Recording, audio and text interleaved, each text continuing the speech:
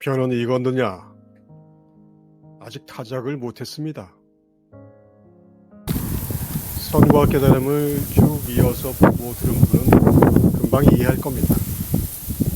성인과 예능 사이에 오고 간 저 짧은 몇 문장의 뉘앙스만으로도 무슨 일이 일어나고 있는 것인지 모르죠. 저 대화의 뉘앙스를 이해한다는 것은 꽤 오랜 시간 관심을 갖고 지켜보고 느껴본 결과입니다. 그래서 알 수 있는 것이지 지나가는 사람에게 갑자기 들이대면 황당할 겁니다. 스님, 진정한 불법이 무엇입니까? 임재가 느닷없이 뺨을 갈겼다. 뺨을 맞은 승이 얼빠진 얼굴로 임재를 쳐다보고 있자 옆에 있던 승이 말했다. 법문이 끝났는데 왜 절을 하지 않나?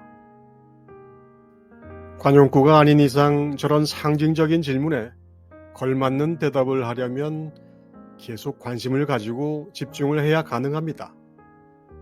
관심이 흐트러진 이에게는 방과 할이 그나마 빠른 약일 수도 있습니다. 하지만 모두 수행입니다. 수행은 그것만 말하고 그것만 생각하고 그것만 행하는 것입니다. 그것 외에는 모두 깡그리 잊어버리는 것, 선이 칼끝을 걷는다는 이유도 같습니다. 위산이 차밭에서 앙산을 불렀다. 해저가 어디에 있느냐? 네, 저 여기 있습니다. 어찌 네 모습은 보이지 않고 목소리만 들리느냐? 본 모습을 보여줄 수 있겠느냐? 앙산이 모습을 드러내지 않고 차나무를 흔들었다. 위산이 대꾸했다. 너는 작용만 알고 본체는 보지 못했구나. 그러는 스님은 어떻습니까? 앙산이 말을 이었다. 스님은 본체는 보고 작용은 깨닫지 못하셨군요. 위산이 앙산의 말에 큰 소리로 웃었다. 네가 오늘 밥값을 했다. 항상 귀 기울이는 이에게는 관용구가 따로 없습니다. 제1구가 모든 것을 다 대체합니다. 마치 젖먹이 아이를 잠시 강보에 두고 일을 하는 엄마처럼 마음은 늘 거기에 가 있습니다. 그렇지 않으면 말을 알아듣지 못할 뿐만 아니라 아예 알려줘도 알아들을 수 없습니다. 뭐가 되었든 기다렸다는 듯 답할 수 없다면 한눈을 팔고 있는 것이 선입니다. 동산이 우남에게 물었다. 스님, 초목의 법문은 누가 듣습니까? 초목의 법문은 초목이 듣는다. 스님께서는 초목의 법문을 듣습니까? 내가 들었다면 그대는 내 법문을 듣지 못할 것이다. 그러면 저는 스님의 법문을 듣지 못하겠습니다.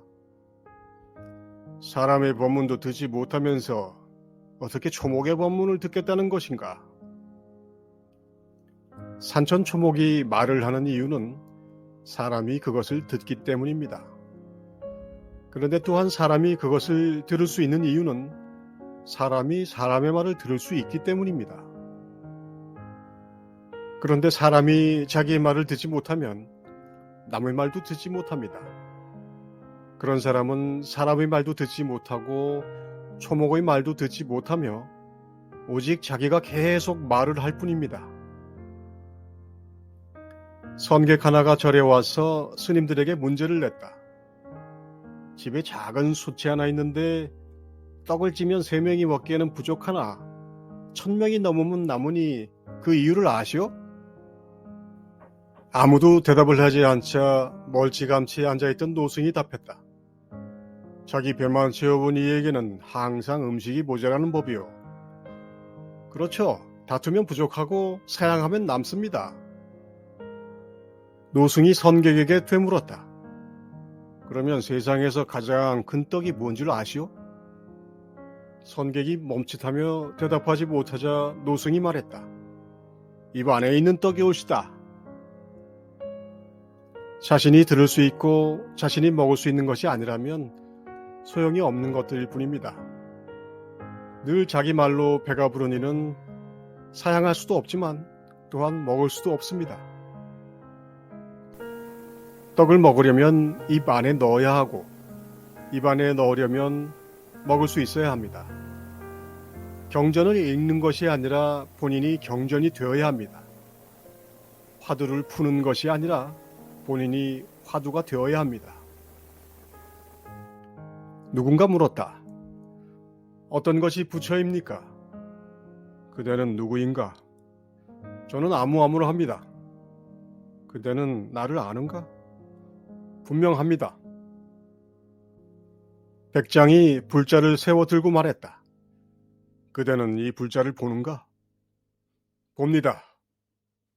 스님께서 문득 말을 그쳤다. 귀 기울이던 자가 들을 때면 그가 곧 들음이 되고 주시하던 자가 보면 그가 곧 봄이 됩니다. 이럴 때 스승도 눈이 멀고 귀가 먹습니다.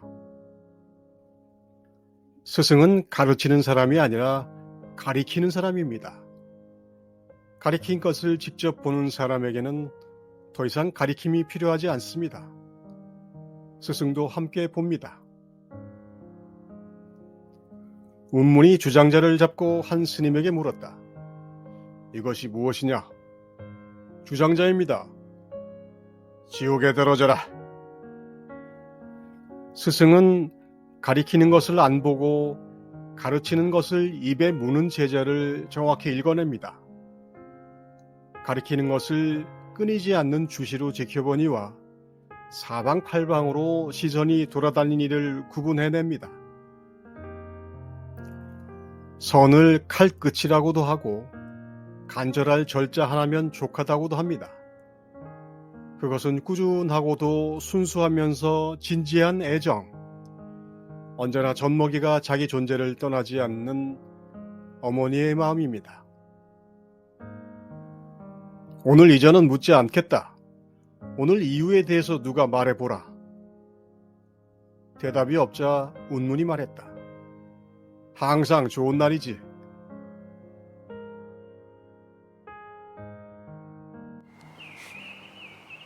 문 닫으면 흐린 날, 문 열면 맑은 날.